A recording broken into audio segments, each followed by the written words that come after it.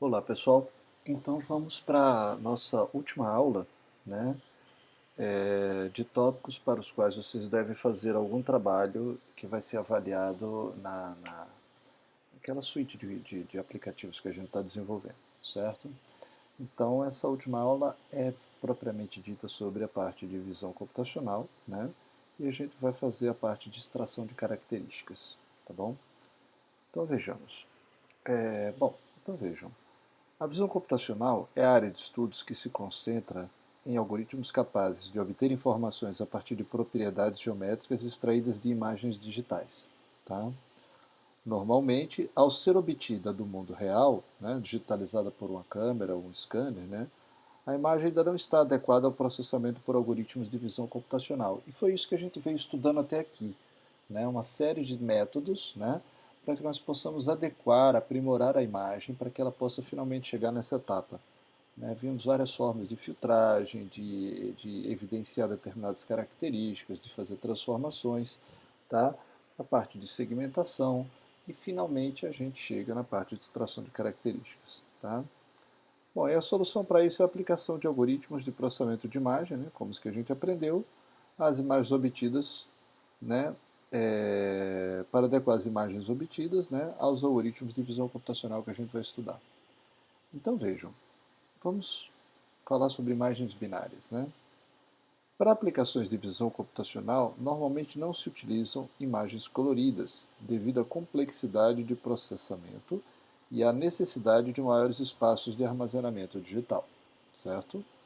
Na prática, portanto, utilizam-se imagens em tons de cinza ou imagens binárias com profundidade de bit igual a 1. Né? Por simplicidade, o nosso estudo se restringirá às imagens binárias. Certo? Uma vez que imagens contêm uma grande quantidade de informação, formas de representação otimizadas passam a ser importantes, certo? É possível mostrar que as propriedades geométricas de interesse podem ser computadas a partir de projeções de imagens binárias. A gente vai ver isso. Essas projeções apresentam a vantagem de serem mais fáceis de armazenar e processar. Podem ser armazenadas em um espaço menor e podem ser processadas mais rapidamente. Bom, vejamos. No caso de imagens digitais binárias, as propriedades geométricas mais simples e ao mesmo tempo mais importantes são as seguintes: área, né, posição ou centro de massa, né, orientação e as dimensões, comprimento e largura. Tá? Estas propriedades geométricas, apesar de simples, podem ter inúmeras aplicações. Então, por exemplo, né, elas podem ser utilizadas para diferenciação entre vários tipos de objetos ou para qualificação de acordo com seus tamanhos. Tá? Também podem ser utilizados para direcionar a atuação de um robô com uma peça mecânica, por exemplo, numa linha de montagem industrial. Então, muitas aplicações são possíveis, certo? Considerando apenas um único objeto no campo de visão e todo o resto como sendo fundo da imagem, se o objeto parecer mais escuro ou claro que o fundo, é fácil definir uma função característica b de xy, que é zero para todos os pontos da imagem correspondendo ao fundo e 1 para pontos do objeto. Quando a gente segmenta a imagem, a gente tem uma versão disso. A gente tem o objeto fundo, né, rotulado com zero, o primeiro objeto rotulado com 1, os pixels que correspondem a ele, o segundo objeto rotulado com 2. Então, o que está dito aqui, a gente pode aplicar aos pixels que tem cada rótulo. E assim a gente consegue aplicar o método que a gente vai estudar aqui, como se fosse para um único objeto, a gente consegue aplicar imagens com vários objetos, desde que tenha sido previamente segmentado. Tá bom? Uma função binária desse tipo chama-se de imagem binária. Pode ser obtida aplicando-se um limiar a uma imagem inicialmente em tons de cinza. Tá? Uma imagem binária é muito mais fácil de armazenar, transmitir e processar do que uma imagem em tons de cinza, pois ocupa um espaço em torno de 8 vezes maior que aquela. Né? Ou seja, a imagem em tons de cinza tem 8 bits para cada pixel, né? Enquanto que a imagem binária é um bit apenas. Em contrapartida, algumas informações são perdidas e restam poucas opções de processamento para uma imagem binária. É sempre uma troca, né? Você troca menor espaço de armazenamento, mais velocidade de processamento, por um menor poder de processamento, por menos informações armazenadas. Né? A partir de uma imagem binária, é possível calcular tamanho e posição de um objeto na imagem. Se existir mais de um objeto no campo de visão, é possível rotular cada objeto através de uma etapa de segmentação, que a gente já viu, e calcular as propriedades geométricas de cada um deles separadamente, né? O processamento de imagens binárias é bem compreendido e permite uma implementação de alta velocidade em hardware. Deve-se lembrar também que tudo que se tem é o contorno ou a silhueta do objeto, que contém pouca informação a respeito da sua forma e posicionamento no espaço. Tá? Então, vamos começar pela área, certo? Considerando que se tem apenas um objeto no campo de visão, a área do objeto, dada a sua função característica b de xy, pode ser calculada da seguinte forma. Então, a área, né, vai ser a integral de superfície, né, que no caso é sobre a imagem I, de b de xy dx dy. Lembrando que b de xy assume valor 1, né, verdadeiro, para os pixels do objeto de interesse e 0 para os pixels que não são do objeto de interesse, né? Onde a integração é sobre toda a imagem I. Notem que apesar de que as imagens que nós estamos trabalhando são digitais, toda essa parte inicial da nossa apresentação sobre visão computacional vai ser feita usando funções analíticas. Tá? Depois a gente vai ver a parte de como digitalizar isso, certo? Se houver mais de um objeto na imagem, essa fórmula calculará a área total. Então eu tenho que tomar cuidado, né? Então, digamos, se eu tivesse um objeto aqui e tivesse um outro objeto aqui, e os dois estão na mesma imagem, e eu aplico essa equação, ele vai me dar o somatório da área desse com a área desse.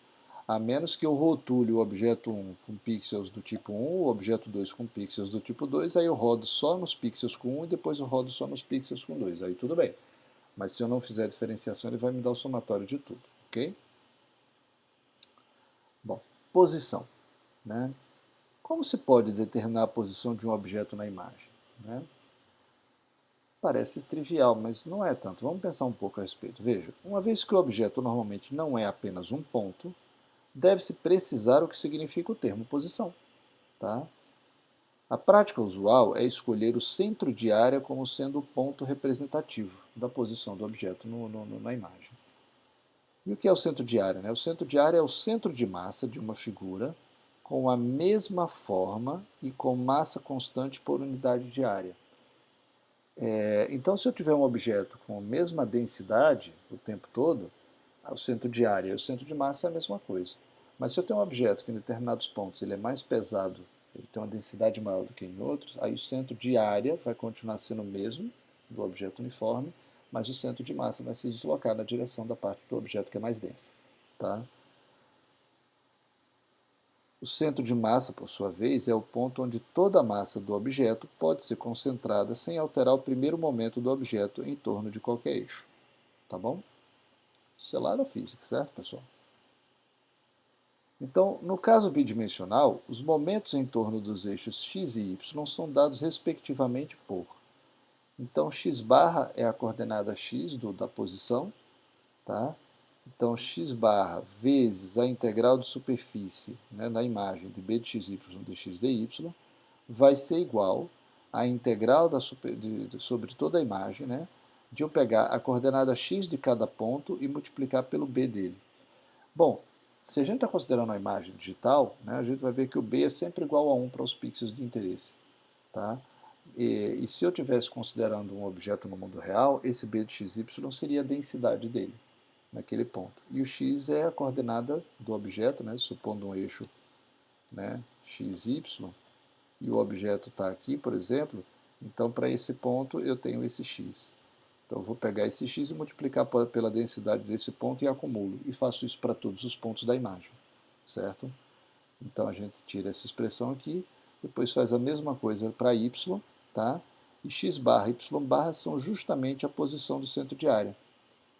As integrais que aparecem do lado esquerdo das equações são simplesmente a área do objeto, né? Se a gente olhar esse termo aqui, ó, e olhar aqui para trás, vai ver que coincide com a equação da área, né? Então, a partir daí, né, para encontrar as coordenadas do centro de massa, deve-se assumir que a área A é diferente de zero, claro, senão não faz sentido, né? E deve-se observar também que A é o momento de ordem zero de b de xy, tá? Então, como é que eu faço aqui, né?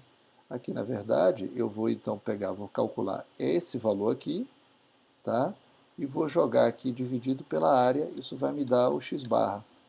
Mesma coisa aqui, eu vou dividir a área aqui embaixo, isso vai me dar o y barra, tá bom? Orientação. Bom, agora a gente vai ter um pouco mais de trabalho, certo?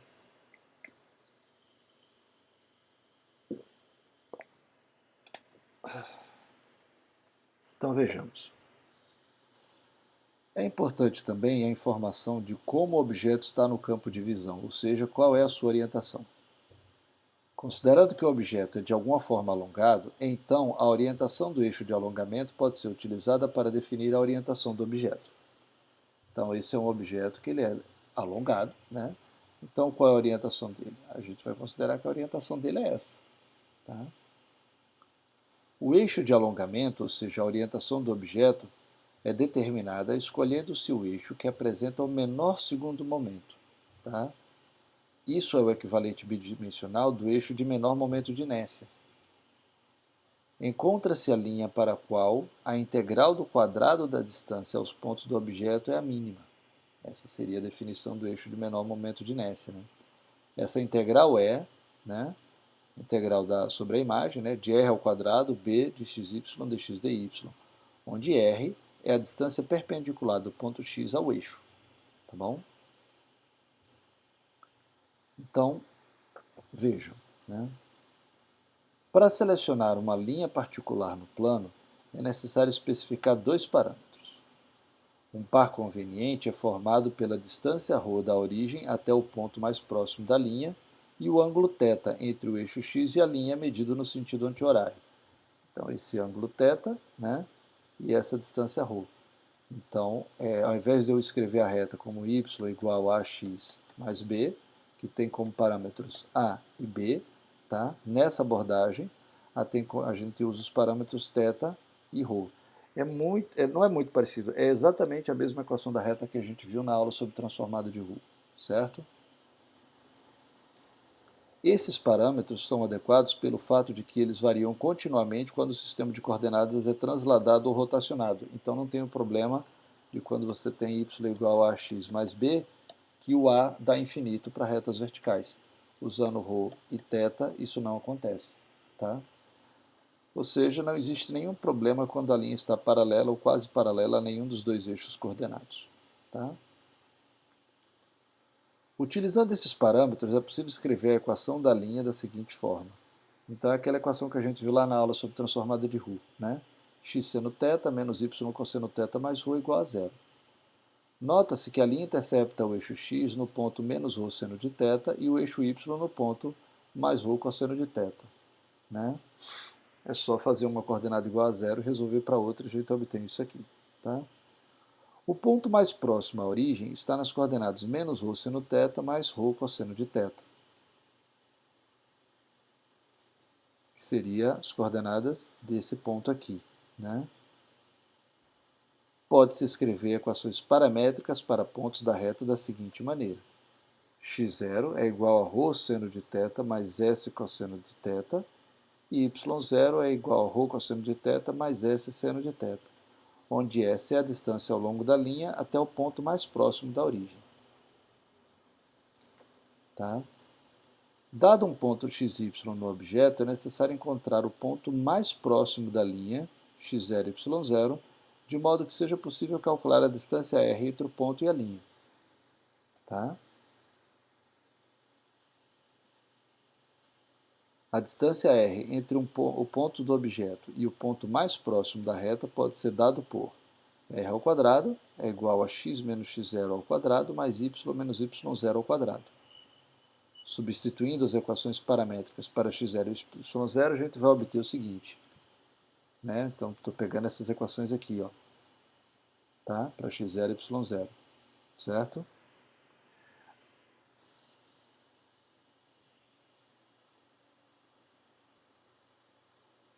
Então, né, pessoal, a gente tem essas equações aqui para os x0 e y0, que são esse ponto aqui, ó, que é o ponto da linha, né, que está mais próximo do ponto xy, tá, que eu estou considerando aqui, para o qual eu quero calcular o momento de inércia, né, em relação a esse ponto. Tá? E aí, substituindo nessa equação, né, o x0 e o y0 que aparece aqui, as expressões para x0 e y0 que aparecem aqui, a gente vai obter essa equação aqui compridinha, né? E aí se a gente diferenciar essa equação aqui, tá, em relação a S, e fizer o resultado igual a zero, a gente vai obter S igual a x cosseno de θ mais y seno de θ. O resultado obtido pode ser, então, substituído nas equações paramétricas para x0 e y0, aquelas que a gente usou lá atrás, né? A partir disso, é possível calcular as diferenças x menos x0 como seno mais seno de θ, que multiplica x seno de θ menos y cosseno de θ mais ρ, e y menos y0 como seno menos cosseno de θ, que multiplica x seno de θ menos y cosseno de θ mais ρ. E, portanto, a gente consegue escrever essa equação, que é R igual a x seno de θ menos y cosseno de θ mais ρ. Então, verifica-se que esta forma de parametrizar a reta tem a vantagem de fornecer a distância reta de forma direta. Então, esse R, ó, é justamente essa distância aqui, ó, né? Então, quando eu escrevo a reta usando ρ e θ como parâmetros, né, automaticamente eu já tenho essa distância ρ, conforme está mostrado, essa distância R, desculpe, conforme já está mostrado aqui, tá bom? Ah, esse R foi igual a zero, é porque o ponto é da reta, né? Então, se eu pegar um ponto aqui em cima, é porque o R é igual a zero, então é um ponto que pertence à reta, tá? Que é justamente a equação da reta, né? É quando isso aqui é igual a zero, tá bom? Então, voltando à minimização da equação do segundo momento de inércia, né, a gente vai ter que E é igual à integral dupla dessa equação para a reta, né, x seno de θ menos y cosseno de θ mais ρ ao quadrado, b de xy dy, né? Isso aqui está no lugar de r ao quadrado, né? Então, essa expressão aqui para r ao quadrado, né? E lembrando que aquela equação apareceu aqui, ó. A gente quer determinar qual é o eixo que tem o menor momento de inércia, certo?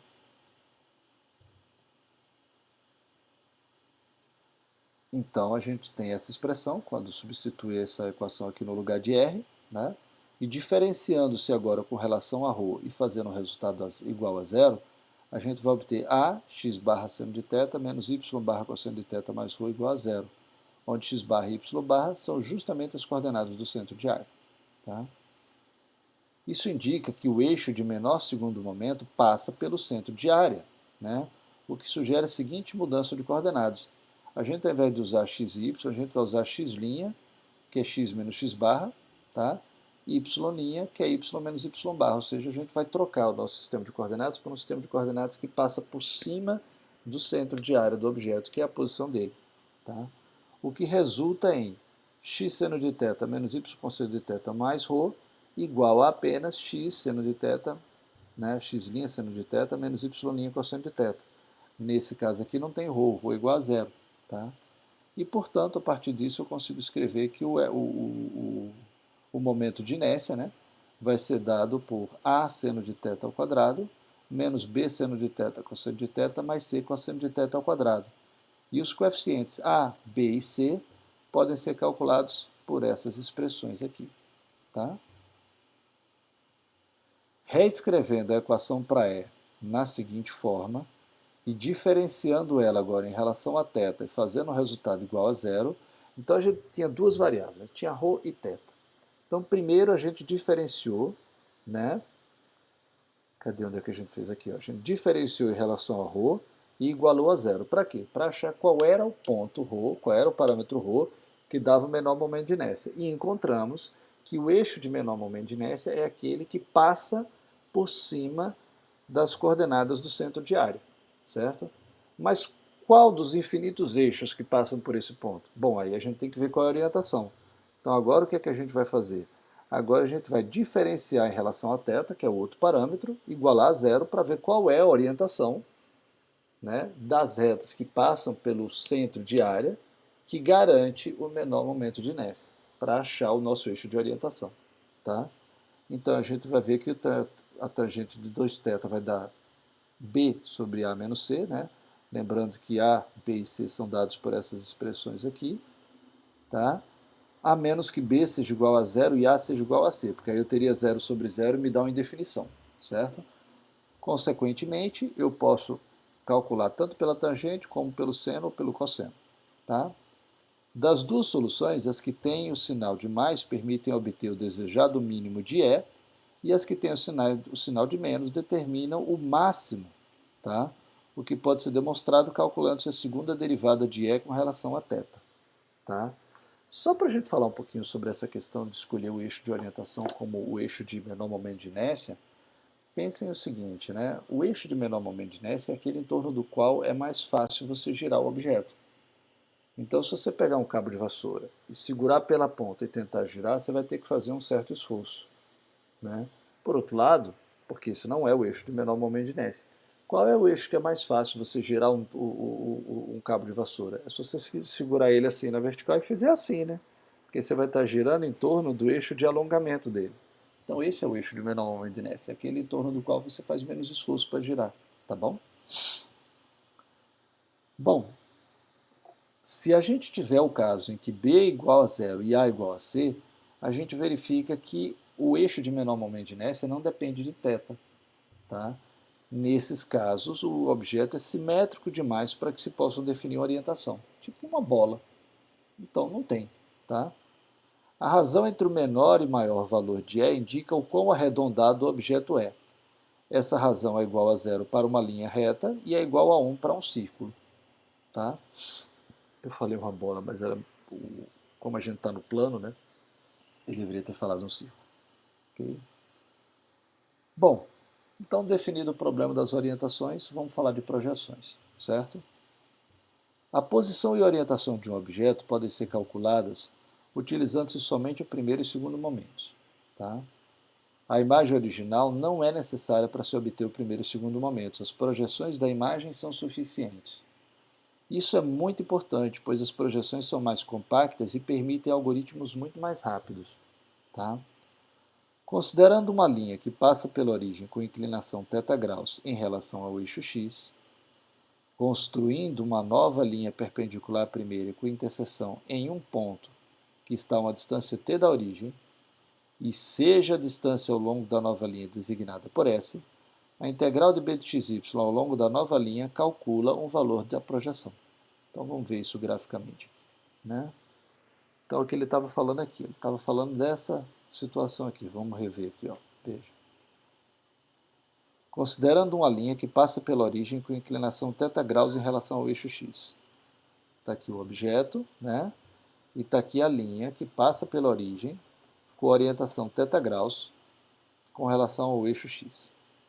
Agora ele vai dizer agora.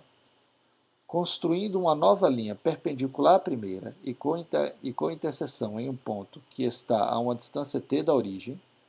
Então ele vai construir uma linha perpendicular à primeira, tá? E que está a uma distância t da origem, tá? E seja a distância ao longo dessa nova linha designada por S, então a distância desse ponto até um determinado ponto aqui é a distância S, certo? A integral de b de xy ao longo dessa nova linha calcula um valor da projeção. O que quer dizer isso? Quer dizer como se eu somasse todos os pontos aqui, ó, depois eu somo todos os pontos aqui, depois eu somo todos os pontos aqui, depois eu somo todos os pontos aqui. É claro que eu só vou somar os pontos que estão sobre a imagem, né? Então aqui eu tenho um pixel, digamos. Aqui eu tenho 2, 3, 4 pixels. Então aqui eu vou botar 1, aqui eu vou botar 4 e assim por diante. Então eu estou calculando a projeção ao longo dessa reta. Tá? Ou seja, P0 de t é a integral de linha, certo? De b de t cosseno de θ menos s seno de θ, vírgula, t seno de θ mais s cosseno de θ. E aí ele está falando das duas componentes, né? A integral é realizada apenas na parte da linha que fica sobre a imagem.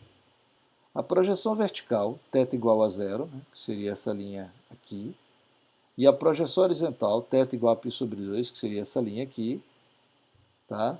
São dadas respectivamente por v de x, que é a projeção vertical, a integral de b de xy ao longo de dy, então seria uma integração assim, ó, para obter a projeção aqui. Então eu vou ver, ó, por exemplo, quantos pixels eu tenho aqui? Ah, eu tenho 4 pixels, então aqui eu boto 4. E aqui eu tenho quanto? Ah, aqui eu tenho 5 pixels. Então aqui eu venho e boto 5 e assim por diante. Tá? E a outra é a projeção horizontal, que eu vou fazer assim, ó, sobre esse eixo aqui. Então, nesse caso, eu vario x, né? Eu vario x. E aí eu calculo a projeção H, que é a projeção horizontal. Tá? Projeção horizontal. Opa, projeção horizontal, né? Que varia o dx. Projeção vertical, que varia, né, ao longo do dy. Certo? No entanto, sabe-se que a área é dada por, né? Então a gente repete aqui a equação da área. Logo, a área é a integral de v de x dx, que é igual à integral de h de y dy. Ou seja, eu posso calcular a área, né, a partir do cálculo das projeções. Certo? Porque veja, ó, se eu pegar esse termo aqui, ó, sobra a integral de dy. Integral dy é a integral de h de y dy. Tá? Então, quem é a integral b de xy dx? Integral b de xy dx é h de y. Então, eu posso trocar isso aqui por h de y. Tá? E aí resulta nessa expressão aqui. Se por outro lado eu inverter o dx com o dy, aí resulta nessa expressão aqui. Mais importante ainda, x barra vezes a, que é igual à integral sobre a imagem de xb de xy dx dy, é igual à integral de x v de x dx. E o y barra é igual à integral de yh de y dy. Portanto, o primeiro momento das projeções é igual ao primeiro momento da imagem original. Ou seja, eu estou mostrando que eu posso calcular a área e posição a partir das projeções. Eu não preciso da imagem inteira. Certo? Para calcular a orientação é necessário o segundo momento também. Dois deles são fáceis de calcular a partir das projeções, né? Que é esse aqui, que é só botar x ao quadrado, e esse aqui, que é só botar y ao quadrado. No entanto, não é possível calcular a integral do produto x e y a partir das duas projeções já estudadas. Para solucionar o problema, adiciona-se a projeção diagonal, né, com θ igual a π sobre 4, que é dada por esse aqui. Tá? Então, né, considerando que eu tenho essa expressão aqui, ó, porque essas equações aqui são meio difíceis da gente analisar durante a aula, é mais fácil vocês olharem depois com calma, certo? Mas o fato é que ele quer dizer o seguinte, essa aqui é a projeção horizontal, essa é a projeção vertical, mas eu preciso também da projeção diagonal, tá? Para poder calcular a orientação. As projeções horizontal, vertical e diagonal contêm todas as informações necessárias para o cálculo dos momentos de ordem 0, de ordem 1, de ordem 2 de uma região de uma imagem. Esses momentos, por sua vez, disponibilizam a informação necessária para a obtenção da posição e orientação da região. Tá? Bom, uma outra coisa que a gente precisa fazer é calcular as dimensões de um objeto. Ou seja, qual que é o comprimento, qual que é a largura dele. Bom, aqui a gente vai usar uma definição dizer o seguinte, o comprimento é o tamanho do objeto, vamos assumir que o objeto é sempre mais comprido que largo. Ah, por quê? Bom, é só uma definição que a gente vai usar, mas isso, como um monte de outras situações, não é crítico, entendeu? Apenas a gente vai chamar assim. Então vejam, aqui eu tenho o sistema de coordenadas da imagem, lembrando que o 0, 0 está no canto superior esquerdo. Né? E aqui a gente está falando em y ou i, né, se eu considerar a notação de linha e coluna, né? Esse aqui eu tenho as linhas i, né, e aqui eu tenho as colunas j. Tá? Então aqui seria x e aqui seria y. Vocês podem olhar isso como sendo um eixo xy ou sendo as notações de uma matriz. Tá? E aqui eu tenho um objeto meio doidão, né? Aqui, que tem uma forma bem irregular. Né? Mas ele, de alguma forma, ele é alongado. Né? Então ele tem uma orientação. Então, primeiro ponto aqui, a gente vai calcular o centro de área dele, né? E vai usar os eixos x', né, e y' como sistema de coordenadas reposicionado sobre o centro de área dele. Tá? E aí, quando a gente calcular a orientação, a gente vai extrair essa informação do θ, a orientação θ, né, que é o eixo de alongamento do objeto com relação à orientação original dele. né? Que seria x e y assim. Então aqui eu tenho o eixo x duas linhas, y duas linhas, que ele está, além de sobre o ponto de centro de área, ele está orientado, né? Ele tem a mesma orientação do objeto, certo? E aí, se eu quiser agora calcular a projeção do objeto, como é que eu posso fazer isso? Veja, uma alternativa é você projetar todos os pontos do objeto sobre esse sistema de coordenadas que está sobre o centro de área e orientado segundo a orientação do objeto. Então, por exemplo, vamos pegar esse ponto qualquer aqui, tá? Então eu vou projetar ele aqui, ó, e ele vai ter essa determinada projeção na direção x duas linhas, e vou projetar ele aqui e ele vai ter essa determinada dimensão no eixo y duas linhas, tá? E aí eu posso definir a orientação dele, depois que eu fizer a projeção não somente desse ponto, mas de todos os pontos que compõem o objeto, né? Eu vou ver que a projeção máxima do eixo é essa e a mínima vai ser essa. Então o comprimento é essa distância aqui que liga a projeção máxima à projeção mínima, tá? E já no caso da largura, eu vou pegar qual é a largura, a projeção máxima, que vai ser essa, e a mínima, que possivelmente vai ser essa, e a diferença entre as duas vai me dar a largura do objeto. Tá? E aí eu posso calcular a projeção ao longo de x, né, que é ao longo desse eixo aqui, como sendo r cosseno de alfa menos θ, tá? Onde alfa é esse ângulo aqui, ó, para um ponto qualquer, né, a definição de alfa é o ângulo que esse vetor r faz aqui, ó, em relação a esse sistema de coordenadas aqui. Tá? Então eu tenho que a projeção x é r cosseno de alfa menos θ e a projeção y é igual a r seno de alfa menos θ. Tá?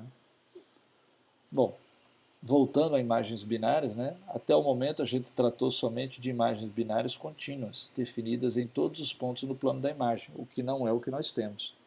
Né?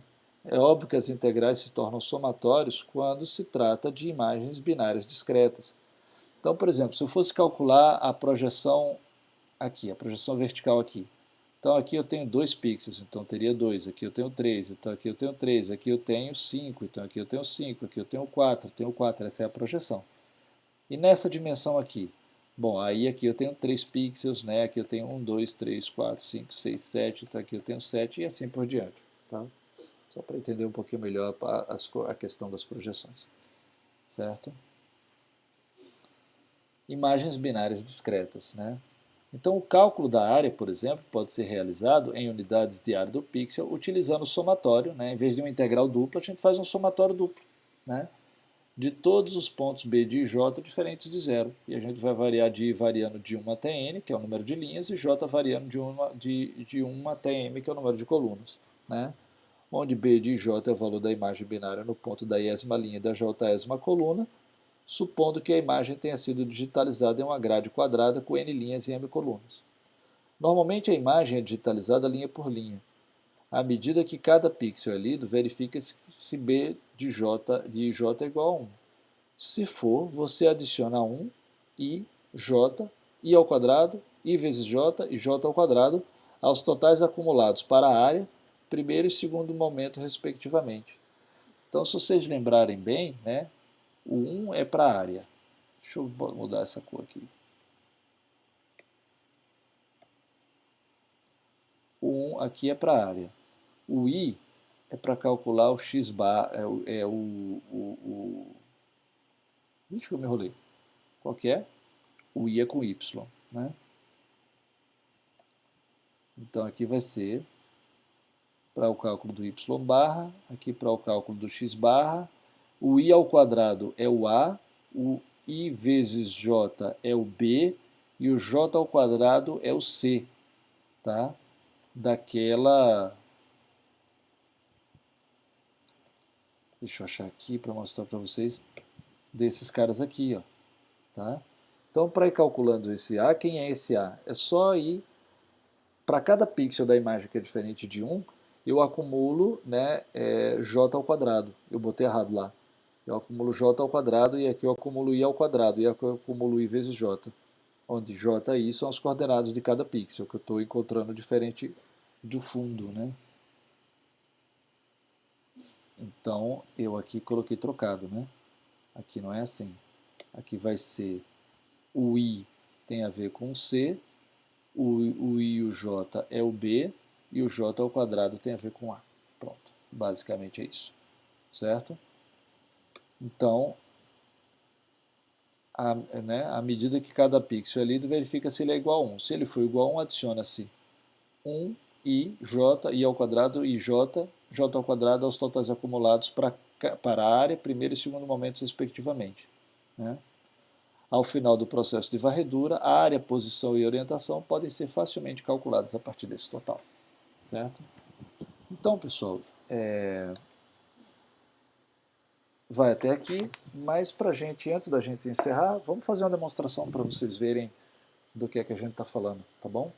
Então eu vou modificar aqui para pegar o nosso aplicativo, vamos rodar ele.